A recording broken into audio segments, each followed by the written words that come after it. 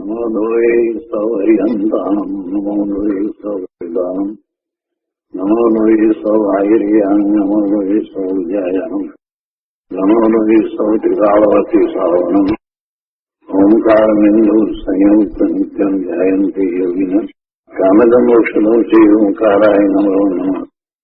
મંગલમ ભગવાન મંગલમ કુટુંબી મંગલમ કુંડારી જૈન્દ્રમોષ મંગલમ નમઃ સમય સારાય સ્વાનુભૂત્યા ચકાસ્તે ચિત્તવાય ભવાય સર્વમાં પંચાસ્તિકાય ભગવાન કુંકુંદાચાર્ય રચિત પંચાસ્તિકાય તથા ભગવાન અમૃતચંદ્રાચાર્ય રચિત પંચાસ્તિકાયની ટીકા સમય વ્યાખ્યા એનો સ્વાધ્યાય ચાલે છે. એમાં આપણે 62મી ગાથાનો સ્વાધ્યાય શરૂ કર્યો છે. ગાથા અને એનો અન્વયાર્થ કર્યા છે. હવે આજે આપણે ટીકા લઈએ. મૂળ ગાથામાં એ વાત કરી કે કર્મ પણ પોતાના સ્વભાવથી પોતાને કરે છે અને તેવો જીવ પણ કર્મ સ્વભાવ ભાવથી એટલે કે ઔદૈક આદિ ભાવથી બરાબર પોતાને કરે છે. ટીકામાં અમૃતચંદ્રાચાર્ય ભગવાને કહ્યું કે નિશ્ચયને અભિન્ન કારકો હોવાથી કર્મ અને જીવ સ્વયં સ્વરૂપના પોતપોતાના રૂપના કરતા છે એમ અહીં કહ્યું છે. આનો વિસ્તાર આપણે ગઈ વખતે કર્યો હતો.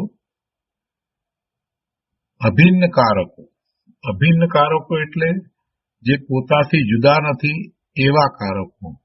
કોણ કોનાથી જુદું નથી? તો કે કર્મના કારકો 6 કારકો કર્મથી જુદા નથી એટલે કે પૂતગળ એ જુદા નથી, અને જીવના કારકો 6 કારકો જીવથી જુદા નથી. એટલે અભિન્નપણું જીવના કારકોનું જીવ સાથે છે અને પૂતગળના કારકોનું કર્મના કારકોનું પૂતગળ સાથે છે. અને જ્યારે 6 કારકોનું એમ છે તો પછી બીજું દ્રવ્ય પહેલા દ્રવ્યમાં શું કરે અથવા તો પહેલું દ્રવ્ય બીજા દ્રવ્યમાં શું કરે? એટલે એ વાત સ્પષ્ટ થઈ જાય છે કે કોઈની અંદર કાંઈ કરતું નથી. માત્ર કર્તાપણાની વાત લીધી. આપણે પહેલા કર્તાપણાની વાત લીધી, પણ એટલાથી વાત નહીં બને.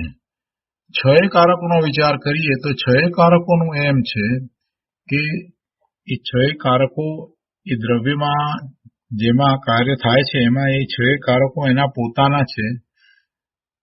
અને એવી જ રીતે દ્રવ્યનો વિચાર કરીએ તો પૂતગળ દ્રવ્યમાં પણ એમ છે અને જીવ દ્રવ્યમાં પણ એમ છે.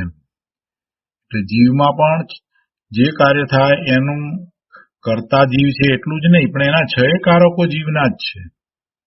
અને આ કર્મમાં પણ એના 6 કારકો કર્મના છે, પૂતગળના છે. પહેલા કર્મની વાત લીધી છે. આચાર્ય ભગવાન હવે વિસ્તાર કરીને સમજાવે છે કે કર્મ ખરેખર પહેલું કર્મપણે પ્રવર્તતા પૂતગલ સ્કંદ રૂપે કર્તાપણાને ધરતું. કર્મપણે પ્રવર્તતા પૂતગલ સ્કંદ રૂપે કર્તાપણાને ધરતું. કેવું કર્તાપણાને ધારણ કરે છે અને કેવા પ્રકારનું કર્તાપણું છે? તો કે કર્મપણે પ્રવર્તતા પૂતગલ સ્કંદ રૂપે એવું કર્તાપણું છે. પૂતગલ સ્કંદના કર્તાપણાની વાત કરી કે જે પૂતગલ સ્કંદ કર્મપણે પ્રવર્તી રહ્યું છે એનું કર્તાપણાને ધારે છે. કોણ? આ કર્મની વાત પહેલા લીધી છે ને પછી જીવની વાત લીધી છે. તો આ કર્તાપણું કયું? પછી કે છે કે બીજામાં આપણે 6 કારકમાં સામાન્ય રીતે કર્તા, કર્મ, પછી ત્રીજું કરણ લઈએ, ચોથું સંપ્રદાન, પાંચમું અપાદાન ને છઠ્ઠું અધિકરણ એમ લઈએ છીએ. તો અહીંયા જરા ક્રમ ફેર છે. અહીંયા પહેલા કર્તા લીધું છે, બીજું કરણ લીધું છે. જે આપણે ત્રીજું લઈએ છીએ તેને બદલે અહીંયા બીજું કરણ લીધું છે અને ત્રીજું કર્મ લીધું છે. પછી ચોથું આપણે સંપ્રદાન ને પાંચમું અપાદાન લઈએ છીએ તેને બદલે ચોથું અપાદાન લીધું અને પાંચમું સંપ્રદાન લીધું છે અને છઠ્ઠું અધિકરણ લીધું છે. એટલે સહેજ આપણને જે ક્રમ સુમાહિતી રૂપ છે એમાં બે જગ્યાએ ફેર છે. તો આ પહેલી વાત તો કર્તાપણાની કરી કે કર્મપણે પ્રવર્તતા પૂતગલ સ્કંદ રૂપે કર્તાપણાને ધરતું. કોની વાત કરી? કર્મની. કર્મ ખરેખર આવા કર્તાપણાને ધારે છે. કર્મને આવું કર્તાપણું છે. કેવું કર્તાપણું છે કે કર્મપણે પ્રવર્તતા પૂતગલ સ્કંદ રૂપ એનું કર્તાપણું છે. બીજું, કર્મપણું પામવાની શક્તિ રૂપે કરણપણાને અંગીકૃત કરતું એને કરણપણું છે. તો કરણપણું કઈ રીતે છે? કરણપણાને અંગીકૃત કરે છે શું? કર્મ. કર્મ પોતે જ કર્તાપણાને ધારે છે અથવા તો કર્તાપણાને અંગીકૃત કરે છે, કરણપણાને પણ અંગીકૃત કરે છે, સંપ્રદાયને, અપાદાનને, બધાને એ કર્મ પોતે એ પ્રાપ્ત કરે છે. એટલે અહીંયા જુદા જુદા શબ્દ મૂક્યા છે. કર્તાપણાને ધરતું અને અહીંયા કરણપણાને અંગીકૃત કરતું. પણ કહેવાનો આશય એ છે કે બધું કર્મ જ છે. તો એમાં કરણ સાધન એ સાધનપણાને અંગીકૃત કરતું. એટલે સાધનપણું કઈ રીતે છે? કેવા સાધનપણાને અંગીકૃત કરે છે? તો કહે છે કે કર્મપણું પામવાની શક્તિ રૂપે, કર્મપણું પામવાની શક્તિ રૂપે કરણપણાને અંગીકૃત કરતું. એટલે એ સાધન જેમાં કર્મપણું થાય, એટલે કે કર્મનું જે કર્મપણું થાય છે એનું સાધન એ શક્તિરૂપ છે.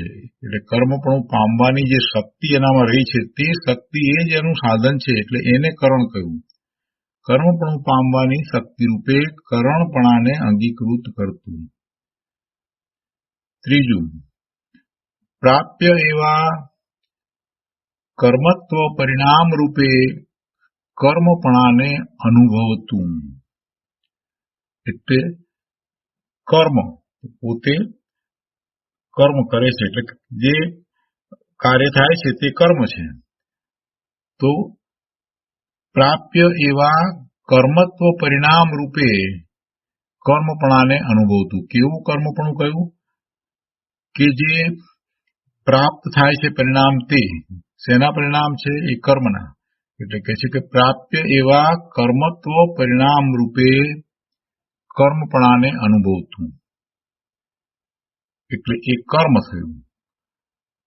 ચોથું, અપાદાનની વાત કરે છે કે પૂર્વ ભાવનો નાશ થવા છતાં ધ્રુવપણાને અવલંબતું હોવાથી જેણે અપાદાનપણાને પ્રાપ્ત કર્યું છે એવું,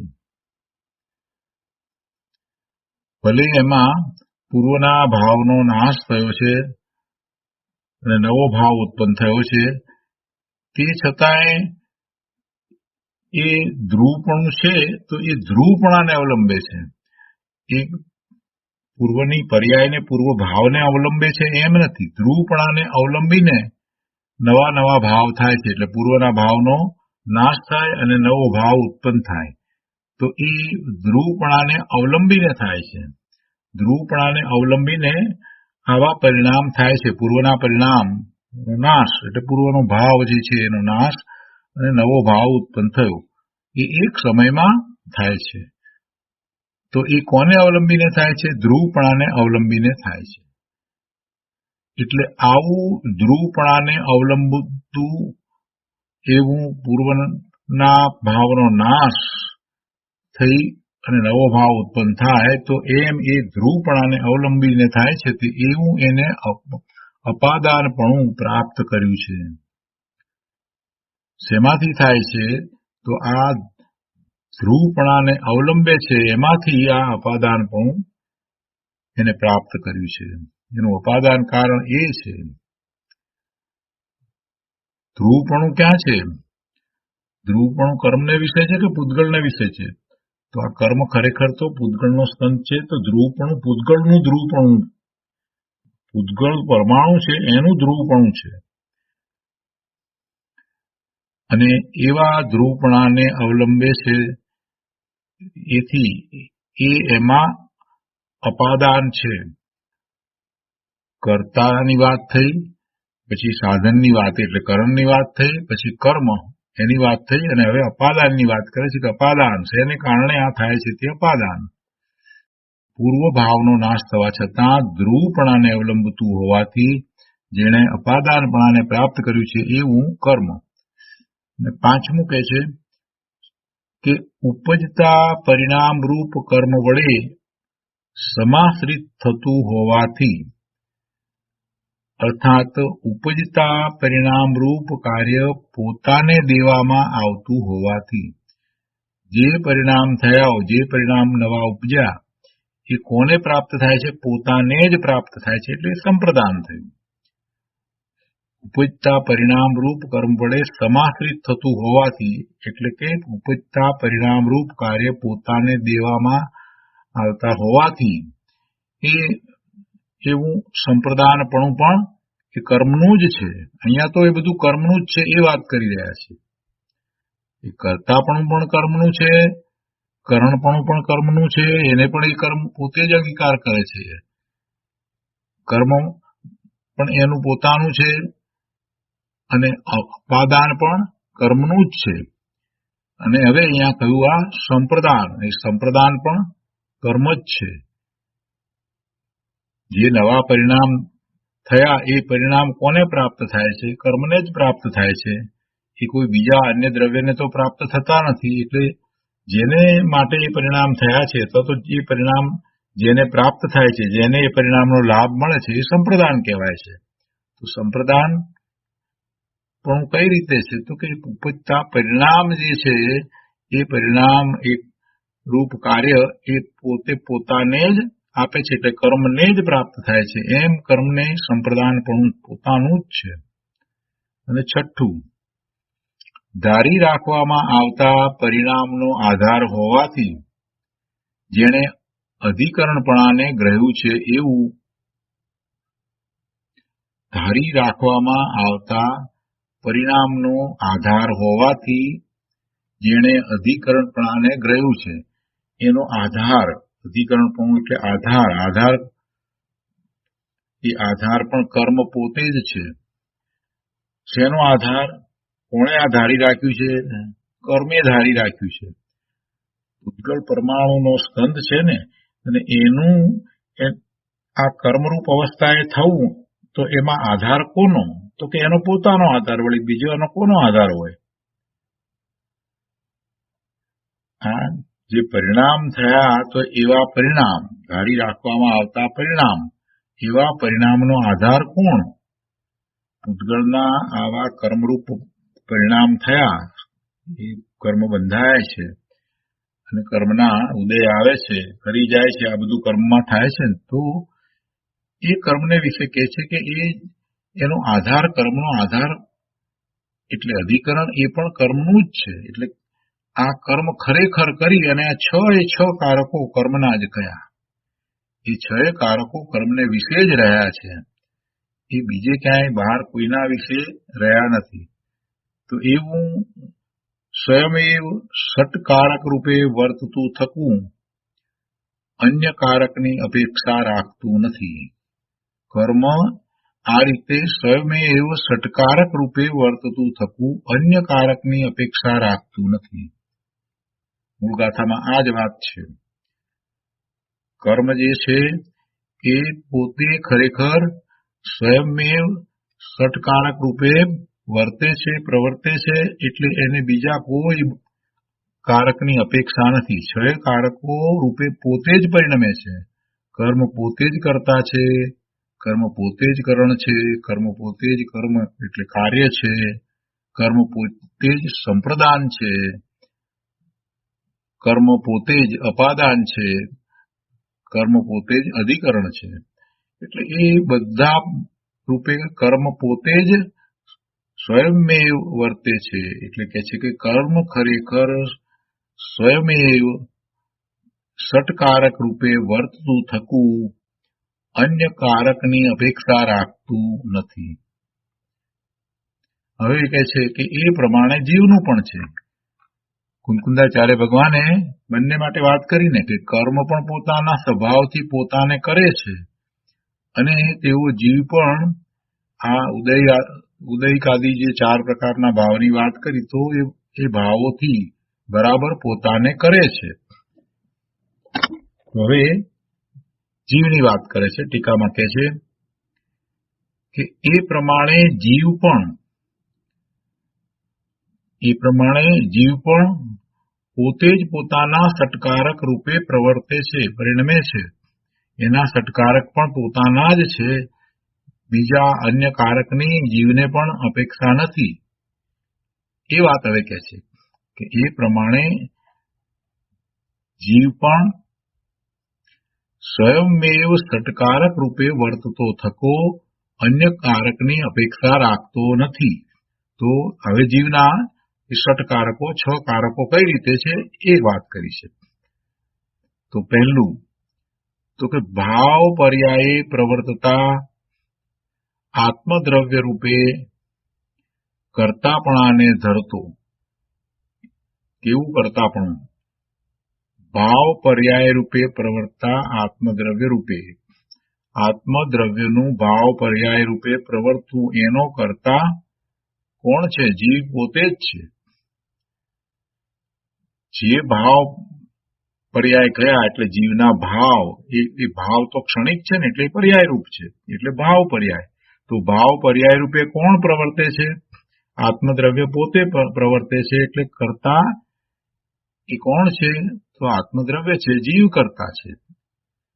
તો જીવને એવું પોતાના ભાવનું કર્તાપણું છે. આ પહેલી વાત.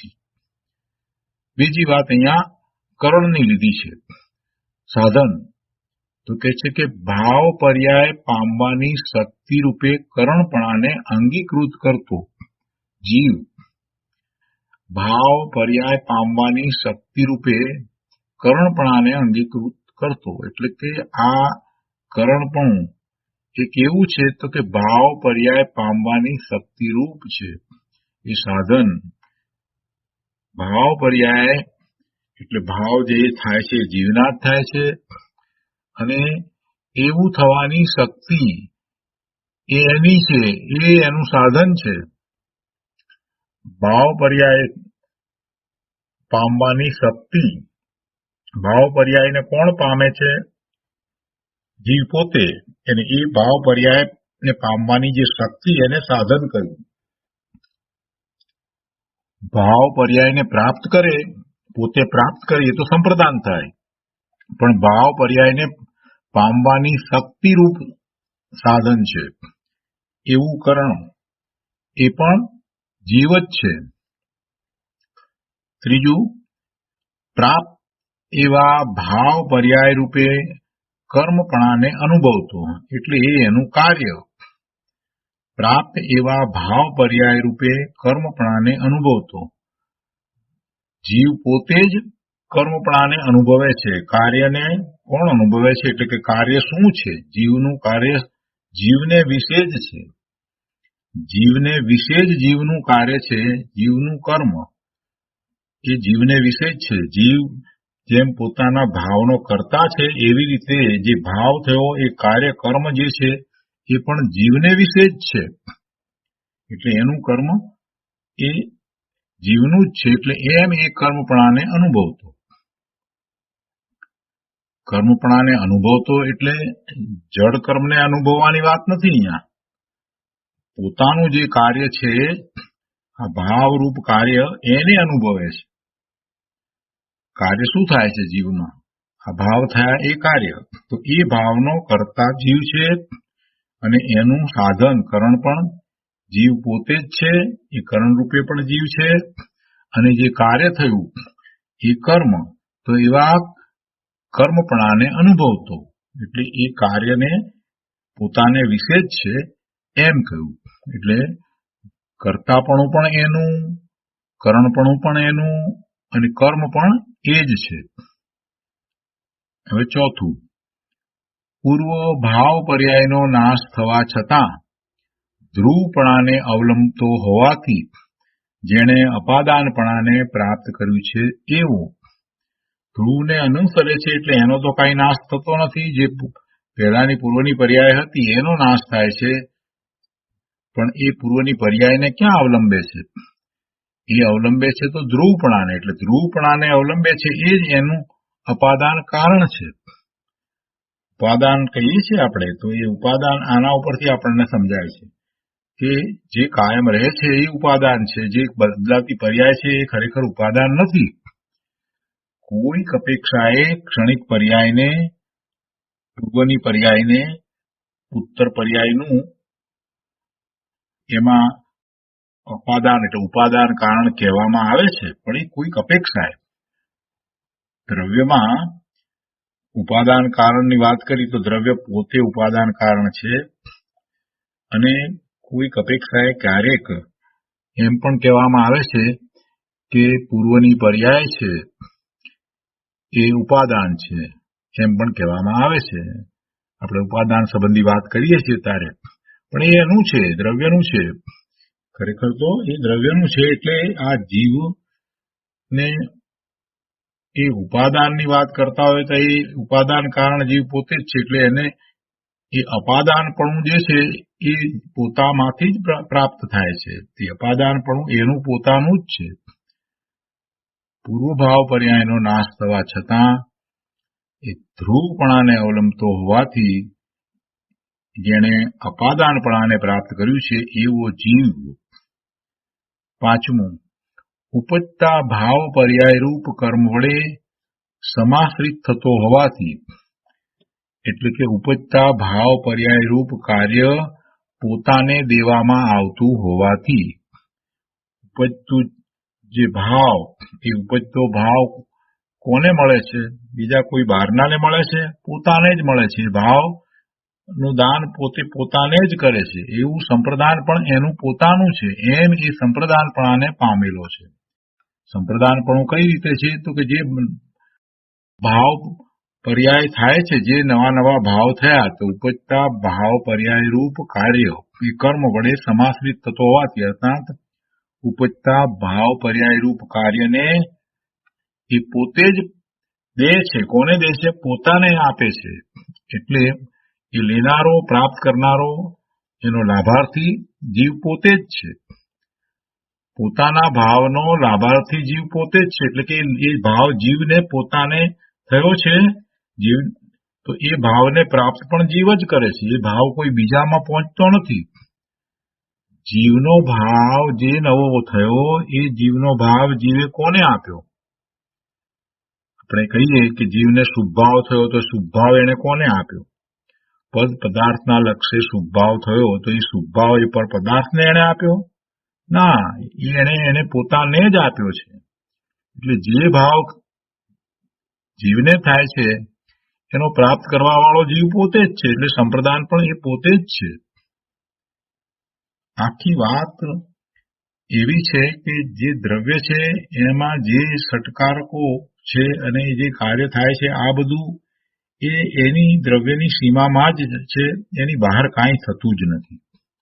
છ કારકો એમાં જ વર્તી રહ્યા છે. જીવને માટે પણ એમ જ છે. જીવમાં જે ભાવ થયા તો ભાવરૂપ કાર્ય થયું, જ્ઞાન થયું તો એ જ્ઞાનરૂપ કાર્ય થયું. પણ એ બધું ક્યાં, કેટલા વિશે? તો એના પોતાના અસંખ્ય પ્રદેશ રૂપ જે ક્ષેત્ર છે એમાં જ એ થાય છે. એની બહાર ક્યાંય નથી જતું. એ બીજાને કોઈને પહોંચતું નથી. જીવનો ક્રોધનો ભાવ વિભાવ ભાવે થયો અને ક્રોધ ભાવે થયો તો એ ક્રોધ ભાવ ક્યાં જાય? એનામાંથી નીકળીને બહાર બીજા જીવમાં કઈ જતો નથી. એ ક્રોધનો ભાવ એનામાં થયો તો એનામાં જ રહે છે. એને જ મળે છે. એટલે એનો લાભ એને જ મળ્યો. હવે એ લાભ શું છે? ક્રોધના ભાવનો લાભ કેવો હોય? ક્રોધના ભાવના લાભથી શું થાય? દુઃખ થાય, આકુરતા વ્યાકુરતા થાય, પોતાની શાંતિ અણાય, એવો ભાવ છે. એટલે જે ભાવ જીવના છે એનું સંપ્રદાન પોતે જ છે. છઠ્ઠું અધિકરણ. ધારી રાખવામાં આવતા ભાવ પર્યાયનો આધાર હોવાથી જેણે અધિકરણપરાને ગ્રહ્યું છે એવો જીવ, એટલે એનો આધાર પણ એ પોતે જ છે. એનો આધાર આ જે ભાવ ને ધારી રાખે છે એનો આધાર પણ જીવ પોતે છે. એટલે એવું અધિકરણપણું એને છે, એવું અધિકરણપણું એને ગ્રહ્યું છે. તો આવો 6 કારકની વાત કરી. એવો એ સ્વયંમેવ ષટકારક રૂપે વર્તતો થકો અન્ય કારકની અપેક્ષા રાખતો નથી. એટલે આખી વાત તો આ એક વાક્ય જે કહ્યું એમાં શું કહ્યું કે એ પ્રમાણે જીવ પણ એમ કરીને 6 કારકની વાત લીધી અને કહે છે કે એવો જીવ સ્વયંમેવ ષટકારક રૂપે વર્તતો થકો અન્ય કારકની અપેક્ષા રાખતો નથી. એટલે બીજા કોઈ કારકની એને અપેક્ષા છે જ નહીં, એવું એનું સ્વતંત્ર પરિણમન છે. એ જ રીતે કાર્ય થાય છે ને કાર્યને એ પોતે પ્રાપ્ત થાય છે. કાર્ય થવામાં સાધન પણ એનું પોતાનું છે, આધાર અધિકરણ પણ એના પોતાના છે અને અપાદાન પણ એનું પોતાનું જ છે. એ વાત બંનેને વિશે અહીંયા કહી, કર્મને વિશે પણ કહી અને જીવને વિશે પણ કરી. હવે કહે છે આચાર્ય ભગવાન કે માટે નિશ્ચયથી કર્મરૂપ કર્તાને જીવ કરતા નથી અને જીવરૂપ કર્તાને કર્મ કરતા નથી. એટલે કે જ્યાં કર્મ કરતા છે ત્યાં જીવ કરતા નથી અને જ્યાં જીવ કરતા છે ત્યાં કર્મ કરતા નથી. જીવ પોતાના ભાવનો કરતા છે તો જીવના ભાવમાં કર્મ કરતા નથી અને કર્મ નો કરતા કર્મ પોતે છે તો એ કર્મનો કરતા જીવ નથી. દ્રવ્ય કર્મ બંધાય છે તો એનો કરતા જીવ નથી. એ કર્મ અને રજકણોનો સ્કંદ બની અને જે કર્મની પ્રકૃતિ બંધાઈ તો એવી કર્મની પ્રકૃતિ બંધાય એવું જે કાર્ય થયું એનો કરતા જીવ નથી. એ કાર્ય જીવનું નથી, એ કાર્ય કર્મનું છે. એનું સાધન પણ જીવ નથી કે બીજું અન્ય જુદું સાધન પણ નથી, પણ એ કર્મ જ એનું પોતાનું સાધન છે. એનું ઉપાદાન અને અધિકરણ પણ કર્મ પોતે જ છે, એમાં પણ જીવ કાંઈ કરતો નથી. અને એ મળે છે કોને? એ કાંઈ જીવને નથી મળતું. કર્મ એ કર્મને પ્રાપ્ત થયું. જળ કર્મની અવસ્થા થાય, બધું થાય, એ જળ કર્મ કોને મળ્યું? એનું સંપ્રદાન પણ એ કર્મ જ છે. એવી રીતે જીવને માટે પણ જીવને જે ભાવ થાય છે તો એનો કરતા જયારે જીવ છે તો પછી એમાં કર્મ કરતા હોઈ શકે જ નહીં. વળી એનું સાધન કરણ પણ જીવ જ છે તો પછી એમાં કર્મ કે બીજું કોઈ સાધન હોય જ નહીં. એનું સંપ્રદાન એને પ્રાપ્ત કરવા વાળો પણ જીવ પોતે છે અને કાર્ય એ પણ જીવ રૂપે જ છે. જે કાર્ય થયું એ કઈ અચેતન રૂપે જળ રૂપે થયું નથી, એ જીવ રૂપે જ થયું છે. એટલે કર્મ પણ જીવ જ છે, આધાર અને અધિકરણ પણ જીવ જ છે અને જીવને જે પ્રાપ્ત થાય છે. એટલે એમ 6 કારકો જયારે પોતાના જ છે તો પછી બીજાના પરના બાહ્ય કારકોની કોઈ અપેક્ષા રહેતી જ નથી. એટલે કહે છે કે માટે નિશ્ચયથી કર્મરૂપ કર્તાને જીવ કરતા નથી અને જીવરૂપ કર્તાને કર્મ કરતા નથી. એટલે કે જ્યાં કર્મ કરતા છે ત્યાં જીવ કરતા નથી અને જ્યાં જીવ કરતા છે ત્યાં કર્મ કરતા નથી. હવે ભાવાર્થમાં સરળ ભાષામાં અહીંયા સમજાવ્યું છે. શું કે છે? પહેલું કે પૂતગલ સ્વતંત્રપણે દ્રવ્ય કર્મને કરતું હોવાથી પૂતગલ પોતે જ કરતા છે. પૂતગલ સ્વતંત્રપણે દ્રવ્ય કર્મને કરતું હોવાથી પૂતગલ પોતે જ એ દ્રવ્ય કર્મનો કરતા છે. બીજું, પોતે દ્રવ્ય કર્મ રૂપે પરિણમવાની શક્તિવાળું હોવાથી પૂતગલ પોતે જ સાધન છે, કરણ છે. દ્રવ્ય કર્મરૂપે પરિણમવાની શક્તિવાળું હોવાથી પૂતગળ પોતે જ કરણ છે, સાધન છે. દ્રવ્ય કર્મને પ્રાપ્ત કરતું, પહોંચતું હોવાથી દ્રવ્ય કર્મ કર્મ છે. અહીંયા પ્રાપ્ત કરવામાં એનો અર્થ એવો છે કે એ પહોંચતું હોવાથી, એ અપેક્ષાથી રહેવાનું. એટલે કર્મ જે દ્રવ્ય કર્મ છે એનું કર્મ એ પોતે જ છે. એટલે દ્રવ્ય કર્મને પ્રાપ્ત કરતું, પહોંચતું હોવાથી દ્રવ્ય કર્મ છે. પહોંચતું હોવાથી દ્રવ્ય કર્મ કર્મ છે. અથવા તો એમ કહેવાય કે દ્રવ્ય કર્મથી પોતે અભિન્ન હોવાથી પૂતગળ પોતે જ કર્મ છે, કાર્ય છે. અહીંયા પૂતગળની અપેક્ષાથી વાત કરીએ છીએ એટલે ખરેખર તો એમ કહેવાય કે પૂતગળ કરતા છે તો પૂતગળ પોતે જ ખરેખર કર્મ છે. એ દ્રવ્ય કર્મ એ પૂતગળ જ છે, એ પૂતગળ રૂપ જ છે, એ જ એનું કાર્ય છે. પૂતગળનું આ દ્રવ્ય કર્મ એ કાર્ય થયું. પૂતગળનું કાર્ય છે, દ્રવ્ય કર્મ છે તે પૂતગળનું કાર્ય છે, એ એનું કર્મ છે. એનું કર્તા પણ પૂતગળ છે અને એનું સાધન પણ પૂતગળ પોતે જ છે. ચોથું, પોતાનામાંથી પૂર્વ પરિણામનો વ્યય કરીને દ્રવ્ય કર્મરૂપ પરિણામ કરતું હોવાથી અને પૂતગળ દ્રવ્ય રૂપે ધ્રુવ રહેતું હોવાથી પૂતગળ પોતે જ અપાદાન છે. પૂતગળ પોતે જ અપાદાન છે.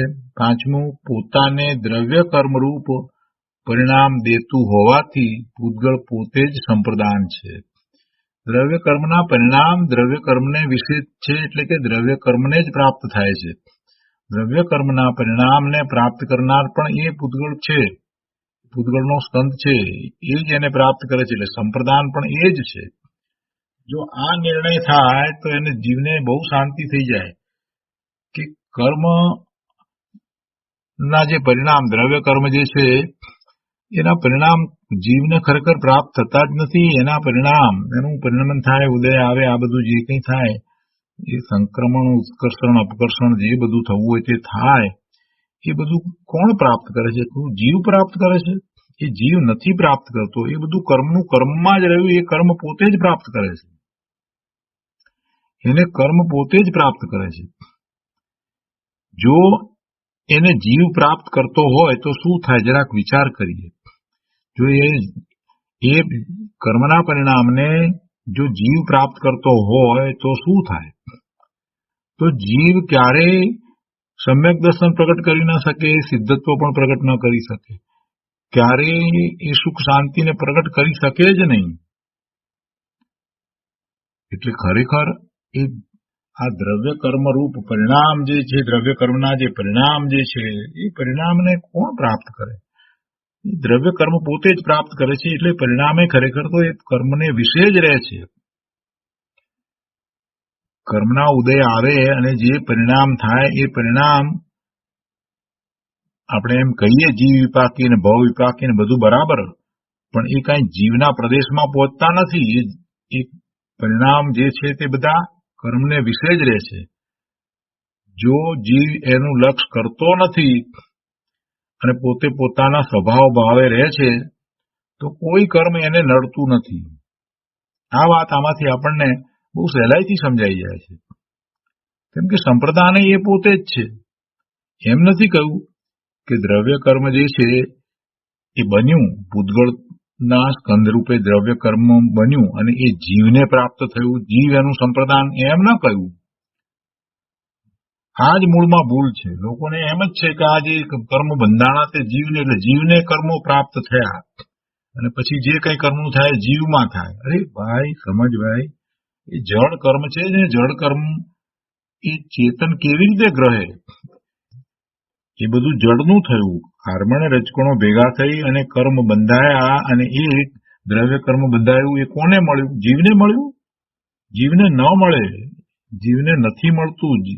એનું સંપ્રદાન પણ એ કર્મ પોતે જ છે, એ પૂતગળ જ છે. એટલે ગુરુદેવ કહે છે કે કર્મ શું કરે? બનારસી દાસજીએ પણ કહ્યું છે, કર્મ વિચારે કોણ જબ ભૂલ મેરી અધિકાઈ. દોષ મારો, એમાં કર્મ શું કરે? છઠ્ઠું, પોતાનામાં અર્થાત પોતાના આધારે દ્રવ્ય કર્મ કરતું હોવાથી પૂતગળ પોતે જ અધિકરણ છે, એનો આધાર પણ એ જ છે, એને કોઈ બીજા આધારની જરૂર નથી, જીવના આધારની જરૂર નથી, એનો આધાર એ પોતે જ છે. પણ જીવના જેવા ભાવ થયા છે, શુભ કે અશુભ ભાવ થયા છે, તો એ પ્રમાણે સામે કર્મ બંધાય છે. એટલે જીવના ભાવ એ દ્રવ્ય કર્મ બંધાય એમાં નિમિત્ત કારણ છે, પણ એ કઈ એનો આધાર નથી કે એનું અપાદાન નથી, વળી એ કઈ એનું એને પ્રાપ્ત કરનાર જીવ પણ નથી, એટલે સંપ્રદાન પણ જીવ નથી, સાધન પણ જીવ નથી, જીવ એનું કાંઈ કરતો નથી. કર્મ કર્મને કારણે થાય છે, દ્રવ્ય કર્મ એના પોતાના કારણે બંધાય છે, એમાં જીવ નિમિત્ત માત્ર છે, એટલે કે જીવના ભાવ નિમિત્ત છે. તો આ છની વાત કરી અને હવે જીવને વિશે એ વાત સમજાવે છે એ ભાવાર્થમાં. એ જ પ્રમાણે જીવ સ્વતંત્રપણે જીવ ભાવને કરતો હોવાથી જીવ પોતે જ કરતા છે. જીવ પોતાના ભાવનો પોતે જ કરતા છે, બીજું કોઈ એના ભાવનું કરતા હોઈ શકે નહીં. જીવ સ્વતંત્રપણે પોતે જીવ ભાવને કરે છે, જીવ ભાવ ચેતન છે, એ ભાવનો કરતા જીવ પોતે જ છે, એટલે કરતા જીવ જ છે. છતાં જયારે દ્રષ્ટિનો વિષય બતાવવો છે તો સમયસારમાં એમ કહી દીધું કે એનો કરતા જીવ નથી, એટલે કે જીવના એ ભાવ નથી. પણ એ દ્વારા સમજાવવું એ છે કે આ જે પરલક્ષ્ય થતા જે ભાવ શુભાશુભ ભાવ છે એ કઈ કાયમી ચીજ નથી, એ શાશ્વત વસ્તુ નથી, જીવના કોઈ ગુણને અનુસરીને થતા નથી. એટલે વર્તમાન મલિનતા છે, સંસાર પર્યાય છે ત્યારે જ છે, પછી તો એ રહેતાય નથી. સિદ્ધ ભગવાનને તો એવા ભાવ થતાય નથી. એટલે આવા ભાવનું કરતા પણ પૂતગળનું કહી દીધું અને એમ કરી અને શુદ્ધ જીવને દર્શાવ્યો કે જે દ્રષ્ટિનો વિષય છે. એટલે એને એમ સમજાવ્યું કે ભાઈ એ બધા ભાવ થાય છે તો તારી સંસાર પર્યાય છે, એમાં તું સ્વભાવ ભાવથી ચ્યુત થયો છે અને પરનું લક્ષ થયું છે, એટલા માટે તને એ ભાવ થાય છે. વાસ્તવમાં એ ભાવ તારો હોઈ શકે નહીં, કેમ કે તું ભગવાન આત્મા, તારામાં જે અનંત ગુણ ભર્યા છે એમાં કોઈ ગુણ એવો નથી કે જેને કારણે તને વિકાર થાય, એ તારામાં હોઈ શકે જ નહીં. તારામાં એવો ગુણ નથી તો એ ભાવ પણ તારા નથી. અત્યારે સંસાર પર્યાય છે તો થાય છે, અત્યારે એવી યોગ્યતા છે તો થાય છે, પણ એ ભાવ તારા ગુણને અનુસરીને નથી થતા, એટલે એ તારા ભાવ ના કહેવાય. તારું તો શુદ્ધ સ્વરૂપ છે ને એવા શુદ્ધ સ્વરૂપનું તું લક્ષ કર. આ વાત ગુરુદેવે બહુ સ્પષ્ટ કરી. આ કાળને વિશે આ વાતને આટલી સરસ રીતે બીજા કોઈ સમજાવી નથી. પંચમ કાળમાં આચાર્ય ભગવાન તો બધું લખી ગયા, પણ એને પછીથી જે સમજાવનારા જે થયા એમાં આ રીતે કોઈ પંડિતોએ વગેરે સમજાવી નથી. તો અહીંયા કહે છે કે પહેલી વાત તો જીવ સ્વતંત્રપણે જીવ ભાવને કરતો હોવાથી જીવ પોતે જ કરતા છે. બીજું, પોતે જીવ ભાવ રૂપે પરિણમવાની શક્તિવાળો હોવાથી જીવ પોતે જ કરણ છે, સાધન પણ પોતે જ છે. ત્રીજું, જીવ ભાવને પ્રાપ્ત કરતો પહોંચતો હોવાથી જીવ ભાવ કર્મ છે, એ એનું પોતાનું કાર્ય છે. અથવા તો એમ કહેવાય કે જીવ ભાવથી પોતે અભિન્ન હોવાથી જીવ પોતે જ કર્મ છે. અહીંયા કર્મ એટલે કાર્ય છે, કર્તા કર્મ કરણ એમ છે ને, એટલે અહીંયા કર્મ એટલે કાર્ય છે. જીવ ભાવથી પોતે અભિન્ન છે, પોતાના ભાવથી પોતે જુદો નથી, એટલે પોતે જ કર્મ છે. એ ભાવે પોતે જ થયો, પોતે કરતા છે અને પાછો એ ભાવે પોતે જ થયો ને. ક્રોધનો કરતા પોતે છે, ક્રોધના ભાવનો કરતા પોતે છે અને ક્રોધના ભાવ રૂપે પોતે જ થયો, એટલે એ એનું પોતાનું કાર્ય છે, એ કર્મ છે. ચોથું, પોતાનામાંથી પૂર્વ ભાવનો વ્યય કરીને નવીન જીવ ભાવ કરતો હોવાથી અને જીવ દ્રવ્ય રૂપે ધ્રુવ રહેતો હોવાથી જીવ પોતે જ અપાદાન છે. અપાદાન પણ જીવ પોતે જ છે. અપાદાનનો પ્રશ્ન ક્યારે આવે કે એની પર્યાય પરિણામ થાય ત્યારે અપાદાનની વાત આપણે કરીએ. તો પૂર્વનો ભાવ જે છે એ અપાદાન નથી, એનું મૂળ કારણ નથી. પણ જે ધ્રુવ છે, જીવ દ્રવ્યમાં જે ધ્રુવપણું છે એ અપાદાન છે. પૂર્વના જે ભાવ છે એનો વ્યય કરી અને નવો જીવ ભાવ થયો. પહેલાનો ભાવ હતો એ જીવનો જ ભાવ હતો, એને જીવ ભાવ કહેવાય. એ પણ ખરેખર તો ચેતન ભાવ, અને એ ચેતન ભાવ મટી અને બીજો જે જીવ ભાવ થયો, બીજો જે ચેતન ભાવ થયો, એટલે કે આ શુભ ભાવ હોય અશુભ ભાવ હોય, તો એવો જે ભાવ થયો છે, તો એ ભાવ ને એ પોતે કરે છે. એ ભાવનો કર્તા પોતે છે. એનું કારણ આ અપાદાન કારણ જે છે તે પણ પોતે છે, સાધન પણ એ છે. એટલે કે છે કે એ જીવ ભાવ નવો જે થયો તો એમાં અપાદાન કારણ જે છે એ ધ્રુવ છે, કેમ કે ધ્રુવને અનુસરીને થાય છે. જીવ દ્રવ્ય રૂપે ધ્રુવ રહે છે, પર્યાય પલટાય છે, એટલે એ ધ્રુવ છે એને અનુસરે છે, એટલે અપાદાન પણ એ જ છે. જો એ જીવ ભાવ નવા નવા થાય એને અનુસરવા જાય, જો નવા નવા જે જીવ ભાવ થાય એને અનુસરવા જાય, એટલે એ એનું અપાદાન કારણ હોય તો એને એવા ભાવ થઈ શકે નહીં. કેમ કે પેલો ભાવ તો ક્ષણિક છે, એ તો ચાલ્યો જાય છે.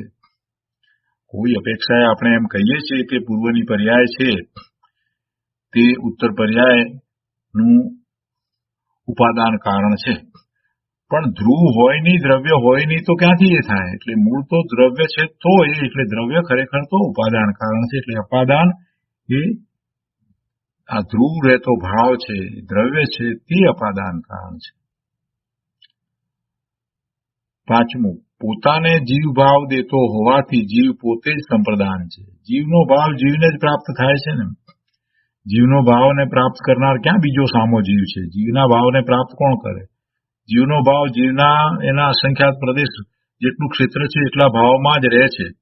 ગમે તેટલો ગુસ્સો થયો તો ગુસ્સો એમાં એટલા ભાવ, શરીરના જેટલા અસંખ્યાત પ્રદેશ છે એટલા સુધી જ રહે, એની બહાર ગુસ્સો બીજા સુધી પહોંચતો નથી. એટલે એ ગુસ્સો બીજાને કોઈ રીતે આકુળતા વ્યાકુળતાનું કારણ થાય એમ ખરેખર થાય નહીં. એક જીવને ક્રોધનો ભાવ થયો છે, બીજા સામા જીવ પર ક્રોધનો ભાવ થયો છે, તો સામા જીવને એ ખરેખર તો પહોંચતો નથી. પણ સામેવાળો જીવ જો સમજદાર હોય તો એ સમજે કે ક્રોધના ભાવથી તો પેલો ક્રોધ કરી રહ્યો છે, એ જ જળી રહ્યો છે, એ જ બળી રહ્યો છે, એ જ દુઃખી થઈ રહ્યો છે. મારે શું છે? જો સાચી સમજ હોય તો એ સમજે કે ક્રોધનો ભાવ જે થયો એ ક્રોધનો ભાવ ક્રોધ કરનારને વિશે રહ્યો છે. એ ક્રોધનો ભાવ ક્યાં મારા સુધી પહોંચ્યો છે? ભલે ને ક્રોધ કરતો રહ્યો, અને એ ક્રોધથી એ પેલો જે છે એ બળી રહ્યો છે, એ દુઃખી થઈ રહ્યો છે. એ ક્રોધનો ભાવ કાંઈ મને દુઃખી કરતો નથી.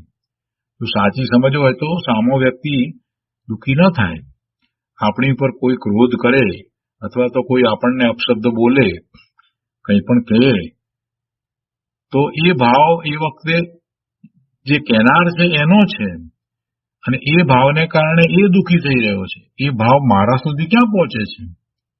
એ ભાવ મારામાં પહોંચતોય નથી. આ સાચી સમજ કહેવાય. કેમ કે સંપ્રદાન કોણ છે? એના ભાવનું સંપ્રદાન એ જીવ પોતે જ છે. જે ભાવ જીવને થયો, ક્રોધનો ભાવ થયો કે રાગનો ભાવ થયો, દ્વેષનો ભાવ થયો કે કોઈ પણ ભાવ થયો, તો એ ભાવ જીવને વિશે જ રહેશે, એ મારા સુધી તો પહોંચતો નથી. તો આપણે સામો માણસ ગુસ્સો કરે એટલે આપણે શું કરવા ગુસ્સે થઈ જઈએ? એનો ગુસ્સો આપણા સુધી તો પહોંચતો તો છે નહીં, કેમ કે એના ક્ષેત્ર સુધી સીમિત છે, એના આત્મપ્રદેશો સુધી સીમિત છે, ત્યાં સુધી જ રહે છે. એ ત્યાંથી બહાર નીકળીને આપણામાં ક્યાં આવે છે? આપણે એ ગુસ્સે થયો એમ જાણીએ છીએ, વાત બરાબર છે, પણ આપણે શું કરે એમાં રાગ કરીએ, એમાં રુચિ કરીએ કે આ એને કેવો ગુસ્સો થયો, અને એ ગુસ્સો કોના ઉપર થયો? મારા ઉપર થયો કે બીજા ઉપર પણ થયો? આ બધું આપણે કે વિચાર કરીએ છીએ કે આપણા આખા બધા એક સમુદાય ઉપર ગુસ્સો થયો, આમ ગુસ્સો થયો, મારી ઉપર ગુસ્સો થયો, હું કઈ કારણ ન હતો છતાંય મારી ઉપર ગુસ્સો થયો. અરે ભાઈ, બધો ગુસ્સો જે થયું તે બધું એનું પોતાનું, અને જે ક્રોધ કરનાર છે એ દુઃખી થઈ રહ્યો છે ક્રોધથી. તું ક્યાં દુઃખી થાય છે? તું નકામાનો એનો વિચાર કરીને શું કામ આકળું વ્યાકુળ થાય છે? સાચી સમજ હોય તો જીવ પોતાની શાંતિ ગુમાવતો નથી. મહાપુરુષોને વિશે આપણે એવા કેટલાય ઉદાહરણો, દાખલાઓ સાંભળીએ છીએ કે મહાપુરુષને કોઈ ગમે તેવા શબ્દો કહી જાય, ગમે તેમ બોલી જાય, એમની પર કોઈ ક્રોધ પણ કરે, કોઈ ઉપસર્ગ પણ કરે, બધું કરે, પણ એ મહાપુરુષ તો સમજે છે કે એ બધા ભાવ એ કરનારના છે અને એનાથી એ પેલો જ દુઃખી થશે, કેમ કે એ ભાવ એને મળે છે. સંપ્રદાન કોણ છે?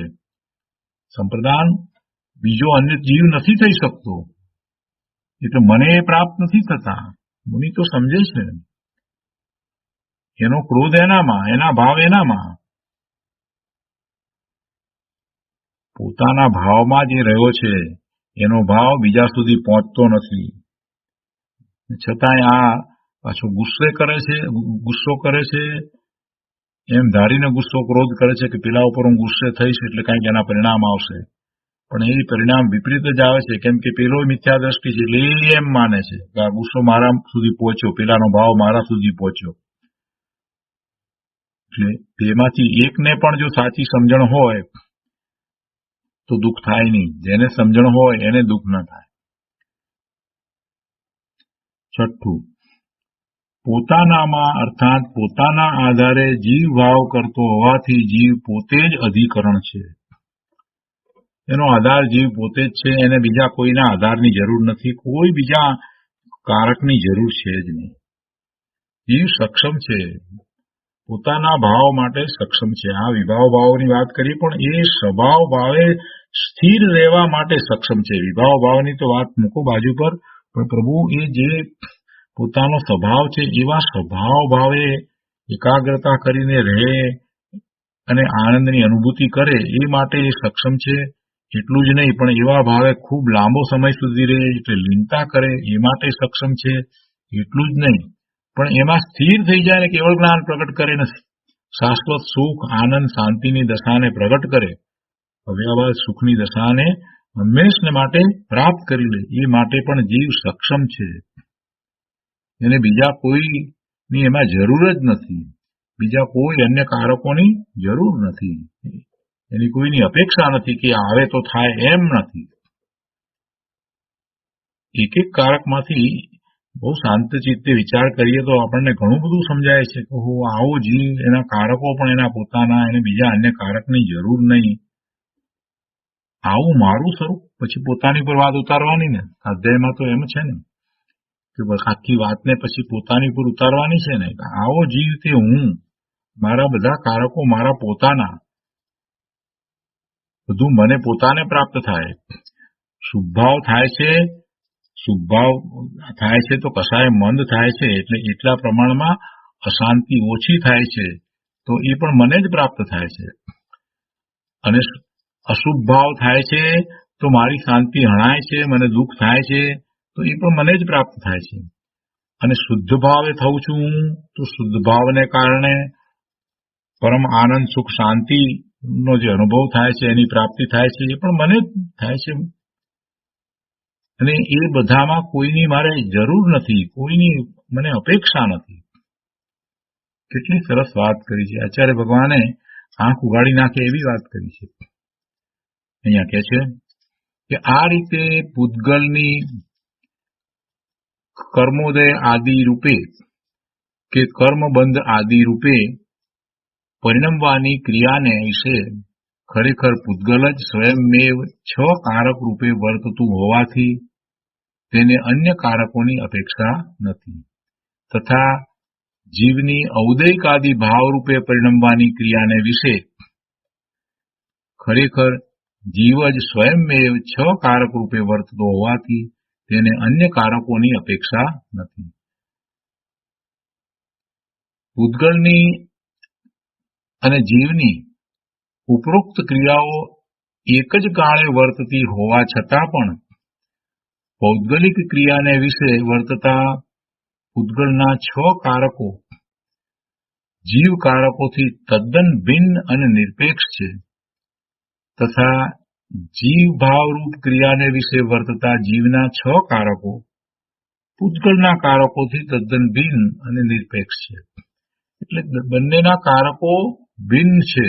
આ જીવના કારકો છે એ એના પોતાના છે, એ નિરપેક્ષ છે, એને કોઈની અપેક્ષા નથી. એવી જ રીતે કર્મના કારકો, એ પૂતગળના કારકો છે, એ પણ જીવના કારકોથી તદ્દન જુદા ભિન્ન છે. એટલે એને પણ જીવના કોઈ કારકની અપેક્ષા નથી. બંને પોતપોતાના કારકોથી પોતાના કાર્ય કરે છે. એટલે ખરેખર કોઈ દ્રવ્યના કારકોને કોઈ અન્ય દ્રવ્યના કારકોની અપેક્ષા હોતી નથી. બધા દ્રવ્યને વિશે આ વાત લાગુ પડી ગઈ. જીવ દ્રવ્ય હોય કે પૂતગળ દ્રવ્ય હોય, બધા દ્રવ્યને વિશે વાત લાગુ પડી જાય કે કોઈ દ્રવ્યના કારકોને બીજા અન્ય કોઈ દ્રવ્યના કારકોની અપેક્ષા હોતી નથી. બીજા દ્રવ્યના કારકો આવે તો કાંઈક થાય પોતામાં, એવું હોતું નથી. તો આ રીતે અહીંયા 62મી ગાથા પૂરી થાય છે. હવે આ ગાથામાંથી ઘણી બધી પ્રયોજનભૂત વાત આપણે સમજવાની છે. એ બધી વાતને આપણે પૂજ્ય ગુરુદેવ પાસેથી સમજીએ. પૂજ્ય ગુરુદેવ કાનજી સ્વામીએ આ ગાથાની વાત ઘણી વાર કરી છે. કેટલાય શાસ્ત્રો ઉપરના પ્રવચનો ચાલતા હોય, એમાં કાંઈક એવી વાત આવે ત્યારે ગુરુદેવે આ 62મી ગાથાની વાત કરી છે. તો એ વાત બહુ મહત્વની છે અને એ વિસ્તાર બહુ શાંતિથી કરવા જેવો છે. તો આપણે એ લઈએ છીએ. પ્રવચન પ્રસાદ ભાગ 1, પાના નંબર 318. 20 સંવત 2478 ફાગણ વદ 14 સોમવારના દિવસનું આ પ્રવચન છે. એમાં કહે છે કે कर्मरूप परिणय पुद्गल स्कंद निश्चय से अपने स्वभाव से यथार्थ जैसे का तैसा अपने स्वरूप को करता है। फिर जीव पदार्थ भी कर्म रूप भावों से जैसे द्रव्य कर्म आप अपने स्वरूप के द्वारा अपना ही करता है, तैसे ही आप अपने स्वरूप द्वारा आपको करता है। જેમ દ્રવ્ય કર્મ પોતે પોતાના કાર્યને કરે છે, પોતાના ભાવને કરે છે, એવી રીતે જીવ પણ પોતે પોતાના ભાવને પોતે જ કરે છે. અહીંયા કહે છે કે આત્મા દયા દાન આદિના ભાવ કરે કે ભ્રાંતિ કરે અને તેના નિમિત્તે જળ કર્મ બંધાય તો તેનો કરતા આત્મા નથી. દયાદાન આદિના એ શુભ ભાવ કર્યા હોય કે મિથ્યાત્વને લીધે જે કંઈ બીજા ભાવ કર્યા હોય, ભ્રાંતિ કરી હોય, અને એને લીધે શુભ ભાવને લીધે કે અશુભ ભાવને લીધે એને જે કર્મ બંધાય, જળ કર્મ બંધાય, તો એ જળ કર્મનો કરતા આત્મા નથી. જીવના ભાવને લીધે જળ કર્મ બંધાય તો એમાં જળ કર્મનો કરતા આત્મા નથી. આ વાત સમજવાની છે. બધાને એમ છે કે એનો કરતા હું છું, કર્મ મેં બાંધ્યા, એનો કરતા હું છું, એ મારામાં પહોંચે છે, મારા સુધી પહોંચે છે. પણ જરાક સૂક્ષ્મતાથી સમજે તો એને ખ્યાલ આવે કે કર્મ બંધાય છે, દ્રવ્ય કર્મ બંધાય છે, તો એ એના કારણે બંધાય છે. એમાં જીવના ભાવ નિમિત્ત કારણ છે, એ નિમિત્ત કારણ છે. અને પછી જીવ એ કર્મ જે છે એમાં જે કંઈ થાય છે તો એ બધું એમાં જ થાય છે. સંપ્રદાન એનું એ જ છે, એને જ પ્રાપ્ત થાય છે, એ જીવને પ્રાપ્ત થતા નથી. પહેલી વાત તો ગુરુદેવે આ સ્પષ્ટ કરી કે જીવ આ દ્રવ્ય કર્મનો કરતા નથી. જીવને ભાવ થાય તો એ પોતાના ભાવનો કરતા છે, અને એમ એ ભાવ કર્મ બાંધે પણ દ્રવ્ય કર્મનો કરતા જીવ નથી.